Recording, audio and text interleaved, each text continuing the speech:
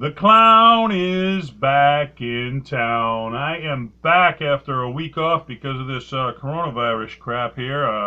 Wow, what a strange time for our country, man. I've been flat out because I'm considered an essential worker because I do stand-up comedy at night. During the day, I work at a restaurant. Apparently, I'm essential because I can get food out to you, and people have been giving me crap here, man. Oh, you should go grocery store, man. Every other restaurant's closing. Well, people who are fighting this, the doctors, the nurses, the police, the fire, they come in thanking me up and down because they ain't got time right now to go grocery shopping and cook a big meal for their family.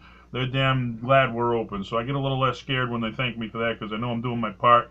Do your part to help. The people, aren't you scared being open? And yeah, I'm scared shitless, to be honest with you. But I mean, when you're doing your part, it helps you be a little bit less scared. And I'm not so much scared, if people would listen, we'd have a whole lot less reason to be scared, But the educated listen. The thing is, not everybody in the world is educated, so try to educate people, I guess, Don't get mad at them. Try to explain to them, hey, you need to be listening to this stuff, and positive message will always beat a negative message. This is Funny Like Clown Podcast. I'm your host, Dennis Wirth, episode 56, April 5th, 2020. As always, Funny Like Clown Podcast brought to you by G Vegas Buffalo Sauce. For the spicy, sweet, savory taste at game time, there is only one G Vegas available at www.gvegas.webs.com. And I'm not going to be like one of these nuts who claim it's going to cure the coronavirus, because it won't. But it's some damn good buffalo sauce, man. So, hey, you need something to, your mental health is just as important as your physical health. So, if having some good buffalo wings will mentally help you, then I guess it could help you in that way. But it's got no curing aspects to it whatsoever. We discuss comedians, and we are going to be discussing Howie Mandel today. Very interesting character here, Howie Mandel. Canadian actor, comedian, and television host, and got Canadian blood in him. My mother is from Canada, man. Utmost respect for the Canadians. I got Canadian blood running through me, so hey, good for me, right? I like that Tim Horton coffee there. You get the Dunkin' Donuts is good. No, I like Dunkin' Donuts, but I know Tim Horton. It's more of a way of life up there. You go to Canada, you get that Tim Horton coffee. It's not even. It's like you hang out at the coffee shop and you have your Tim Horton coffee and you socialize. Down here, we go to give us my Dunkin' Donuts to go. Let's get out of here. It's a different way of life. But he hosted Deal or No Deal. He was in the film Walk Like a Man. From 1982 to 88, he was ER intern Dr. Wayne Fuserson on NBC's Saint Elsewhere.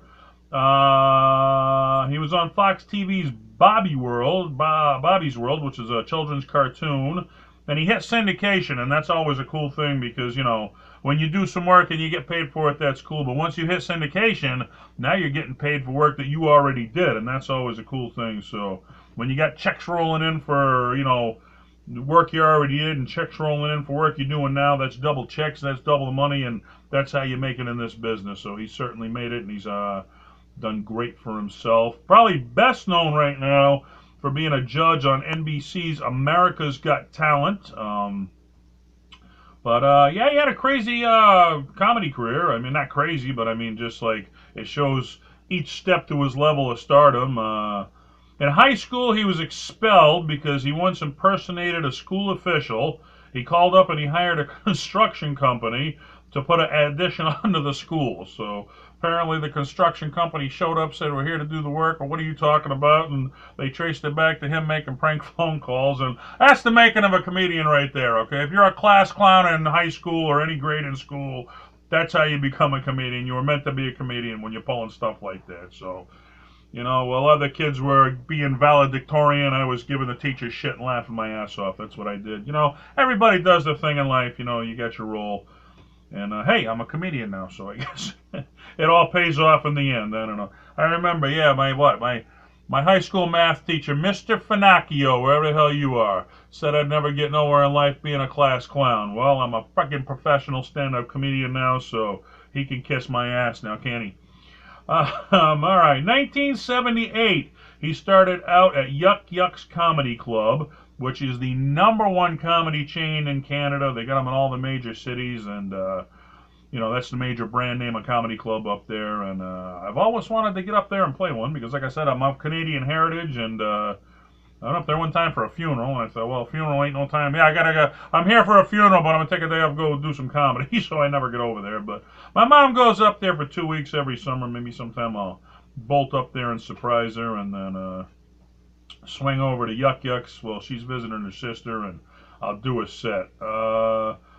Um, Starting at Yuck Yucks, he was noticed and he was given a gig as a week-long feature act, which, in comedy you got your opener, you got your feature, then you got your headliner. And I mean, if you're featuring, a week long, you're certainly at the top of your game at a major comedy club. So, worked his way up for there. On a trip to California, he stopped and he performed at the world-famous Comedy Store, which I was out there with some friends, and we were visiting some people in Vegas. Then we went to visit some people in right outside of LA, and I said, hey, as long as I'm here, I got to try to perform at the Comedy Store, which, if they don't know you, it's not easy to perform in there, man. You don't just walk in and perform, and there's some lottery. The new comics, you go for a lottery system. If they pick you, get to do a set or whatever. But I went up there and I talked to the person running the show, and it was like, hey, I'm in from Boston. Can you do me a favor? And I was able to bullshit my way onto a show there, and I did a few minutes, and while I was out there, I was visiting a famous comedian, which I guess he don't like me anymore because he blocked me on Facebook, but so I'll leave his name nameless, but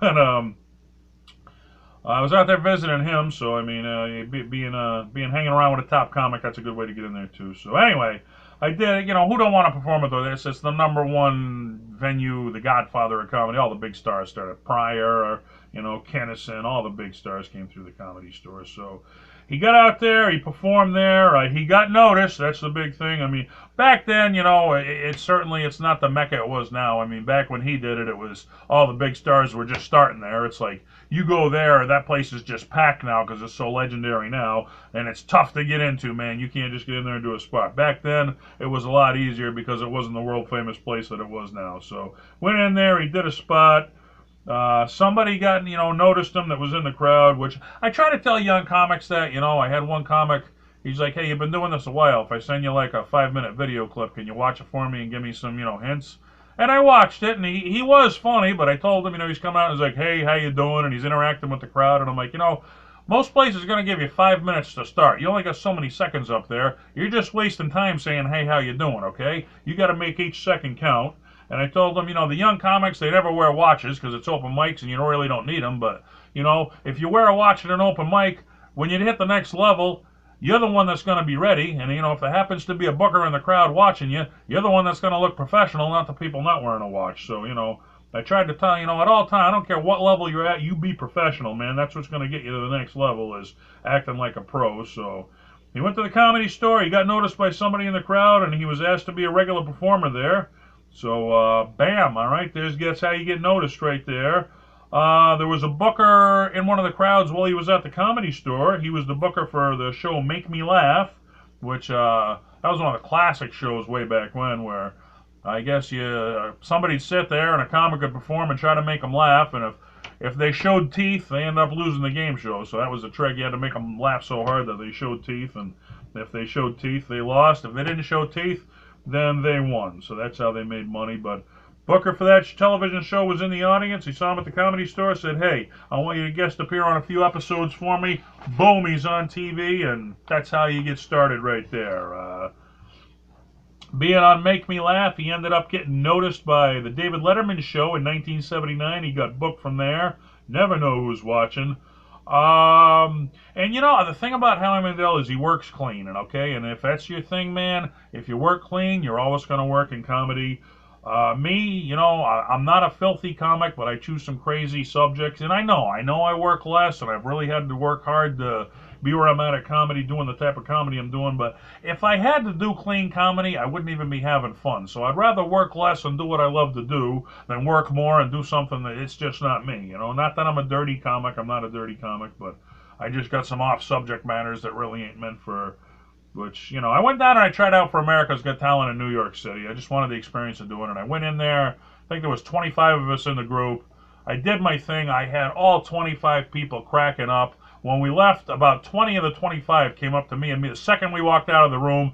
Wow, dude, you had a great set and everything, but it wasn't crystal clean, so they didn't ask me back. So I knew I had the best set. I got twice the laughs as anybody else, but because I wasn't crystal clean, I wasn't made for TV. But hats off to Howie. He works crystal clean.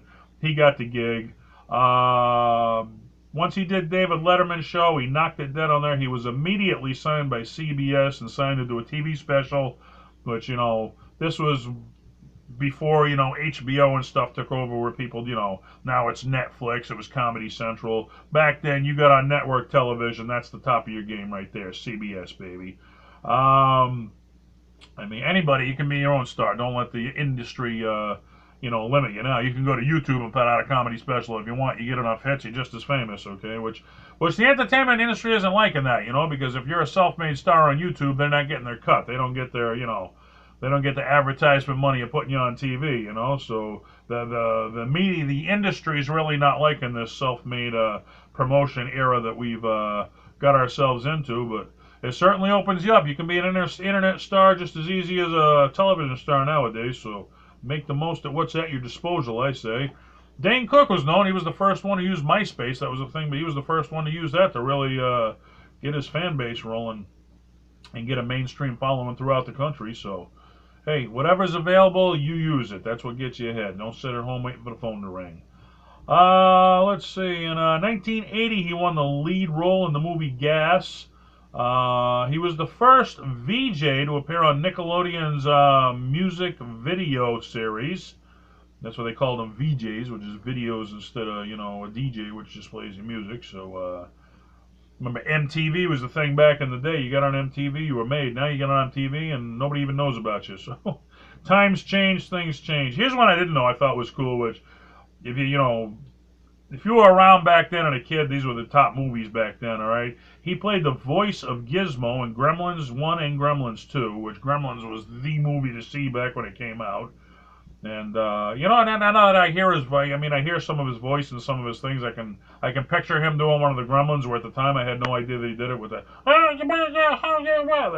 He always said that. But, hey, there's a lot of money in voiceover work. If you can get into cartoons and stuff like that, big money in voiceover work, whether it's, you know, cartoons, commercials, whatever you need. There's a whole different industry for voiceover work and plenty of money to be made. He was in A Fine Mess with Ted Danson, which for the older generation, Ted Danson was on the television series Cheers, which one of the classic television series of all time, and certainly he played Sam Malone, was one of the classic characters on television of all time. Everybody grew up on that show. What can you say about that? Again, with the voiceover work, he was in Muppet Babies, the cartoon series, and my son was into that big time. I must have seen every episode of Muppet Babies with him. He was the voice of Skeeter, Animal, and Bunsen Honeydew.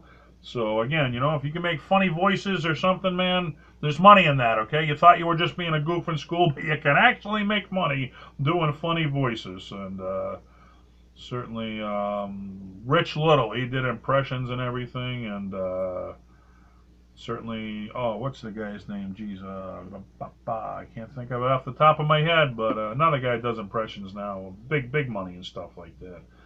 He called in radio shows, and he was fooling radio shows. They thought the actual celebrity was calling in, and it was just him doing the voice. And he fooled so many radio shows out there in, it was, I think, Seattle, that finally turned him into a star, because he was getting on radio so many times. Then when they found out it was just a bluff, and then that was it. So let's see. He was in Walk Like a Man, the movie, in 1987. Little Monsters in 1989. He was in a short-lived television series, Good Grief, in 1990. In 1992, he had a self-titled television show called Howie, a comedy show. He brought on guests, Gilbert Gottfried. He had a bunch of people on like that. 1995, he was in Clint Black's video Summer's Coming. So, you know, there's all kinds of work out there. Everybody thinks it's just stand-up comedian. I mean, I did internet radio. I got a huge following worldwide from that when I first started.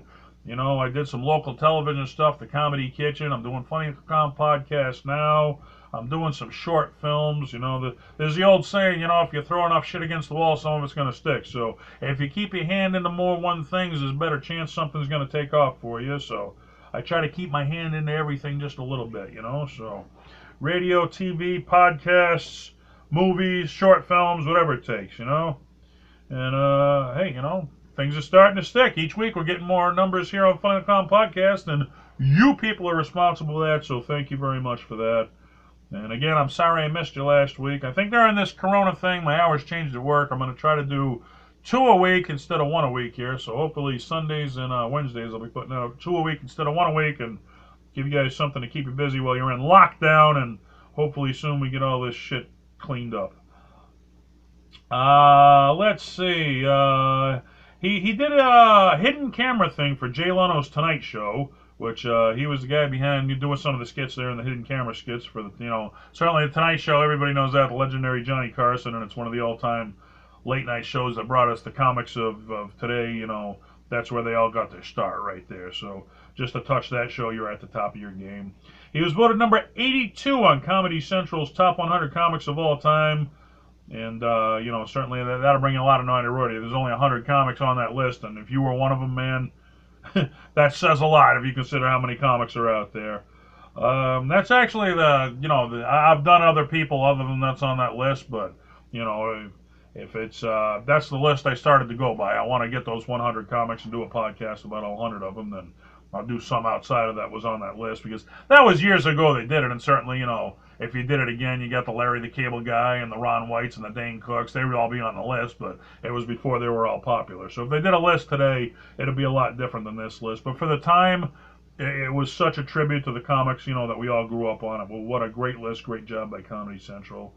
In 2007, he was on the 2007, he was on the 38th season of Sesame Street, which I always thought George Carlin, he did the voice of Thomas the Tank Engine.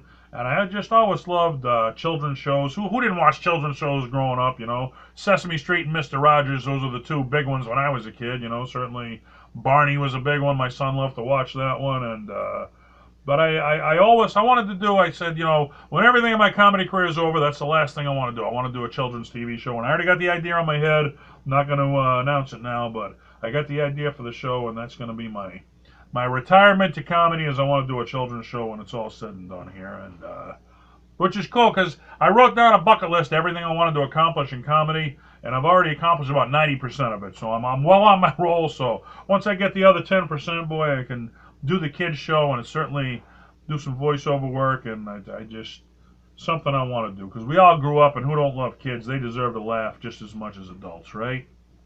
Absolutely. He was a guest on My Name Is Earl, which I remember the show. I never watched it. It was on a night I was out doing whatever, but I was never able to watch the show. But I do remember the advertisement looked like it was funny as hell, and certainly it was on primetime television. You getting on there, that's not a bad thing.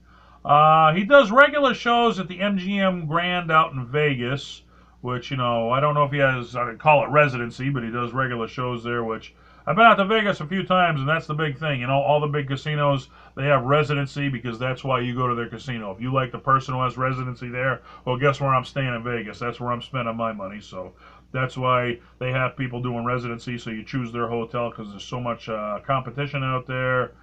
And I know, Penn and Teller, I forget, they got one big casino. They got residency there.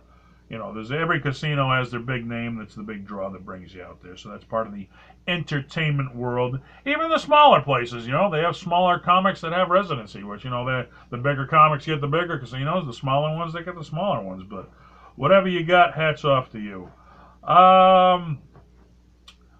Let's see. He was the host of, as I mentioned earlier, Deal or No Deal. And he actually beat out Arsenio Hall to be host of that show. Which, man, I love Arsenio Hall, I'll tell you.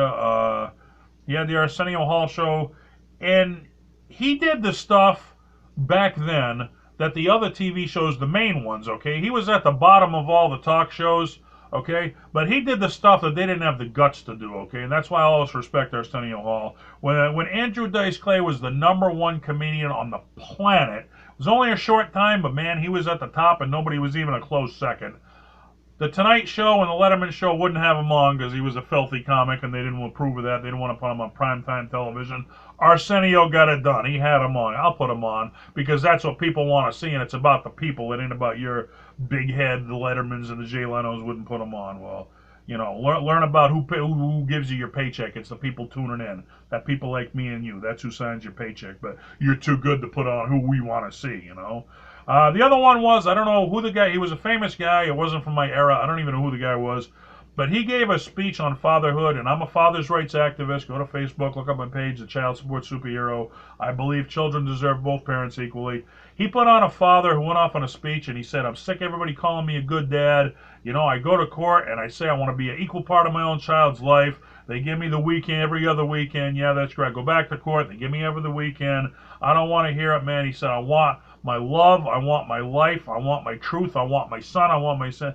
Nobody else would have had the guts to let that guy go on because it's such a sensitive subject. And everybody, oh, you should be a good dad and pay your child support. Well, how many more kids got to commit suicide? How many parents got to commit suicide, you know, before we realize the people, this system ain't working. So don't hand me this shit, be a good dad and pay your child support, because it ain't working, okay? Because people are ending up dead under this system. It needs to be revisited. But, hey, people are getting so rich off it. Don't get me fucking going. I'll get going. And we're here to talk about comedy, but please check out my page if you believe that children deserve both their parents equally, and that's where you can get that information. I'm not going to blow the podcast up with it here. But, you know, after doing Deal or No Deal, that gave him experience. They call, you're a specialist. Once you have experience doing anything in the industry, they call you a specialist, which I had Steve Sweeney was my big break when I did the Comedy Kitchen. There was a local TV show. I had local people. Once I had Steve Sweeney on, man, then when I went to the big stars, hey, you want to do this? Who's done it? Steve Sweeney did it. Oh, he did it? Yeah, I'll be down. Okay, so, and he said that he was going to help me try and pitch it to Food Network, which he did. And he said, you know, because I had experience doing a cooking show, I became a specialist because I've already made every mistake, you know, that I was to make. Now I knew what I was doing. So, you know, once you've made every mistake, Howie's now a specialist. That led to 2010. He replaced David Hasselhoff on America's Got Talent, which led to 11 seasons, okay? And he's actually the longest tenured judge that's on the show right now. And I know when American Idol did it, I remember it was, what, Simon Cowell, Paula Abdul, and Randy something or other, I think his name was the third judge. And Paula Abdul and Simon Cowell eventually left, and the other guy, he was the least popular, but he had the longest tenure. He had been there the longest, where I know Howard Stern was on America's Got Talent for a while. Sharon Osbourne, Ozzy's wife, she was on there for a while. So it was all the big stars, he got to be with them, but he's got the longest tenure now because they've all left or moved on or whatever. So good for him when you got that long of it. I mean, 11 years on one of the top shows on television. What can you say about that? Because of all his work with that, he got a star on the Hollywood and Canadian Walk of Fame. So he's in 2 different countries' Walk of Fame right there. So that's always cool. Which always got cool in, like, sports, you know, like, if you made it big in sports, your high school would retire your number, you know, so that was always a great tribute, not to forget where you came from. So hats off to Canada, great tribute because he started out up there. 2008, he announced on Regis and Kelly that he was ADHD, and, man, you know, I understand some people have problems, and if you have problems, certainly you need help, and, you know, one time my son was acting up because he didn't like her friggin' boyfriend at the time, so she wanted to go see a psychiatrist, so I gotta respect her. We went down. We weren't there, no shit, for 30 seconds.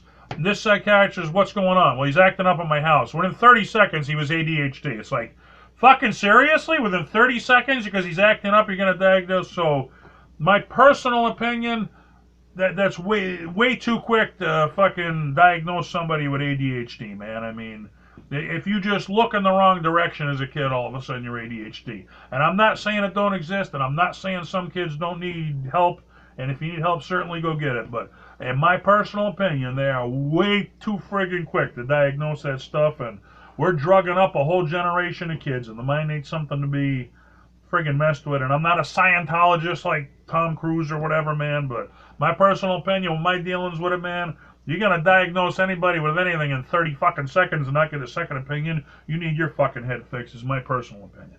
You got your opinion, I got mine. God bless America. All right, let's move on. He also announced that he has an anxiety disorder, which leads him that he don't want to touch people, which that's been well documented on the show. Which with the coronavirus, I guess that's a safe thing now, because nobody's supposed to be touching anybody now, so it ain't just Howie anymore; it's everybody. But he had prepared for this. He's ready. He knows how to not touch people. Which, I've been losing some weight, and I was walking around the mall, and they closed the mall down. So I said, well, I'll go to the outside track. I showed up. There was some people walking. I waited for a safe distance in between people, and I hopped in at a safe distance. Meantime, people are jumping in right next to me and walking, and I'm looking like, seriously? Have you been watching TV? Do you see what the hell's going on here?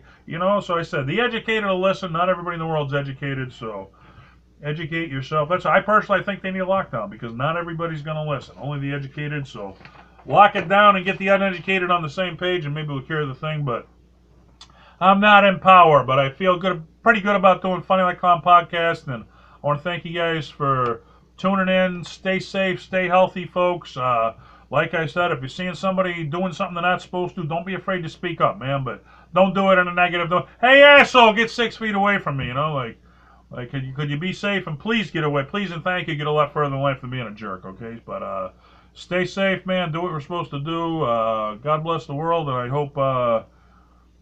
people are cooped up, and if you're cooped up, they say laughter is the best medicine for anything, because your mental health is just as important as your physical health. So, if you're cooped up, you got nothing to do, tune in Funny Like Clown podcast. Hopefully I'll keep you entertained, and until next time, keep laughing, because laughter is the best medicine. Good night.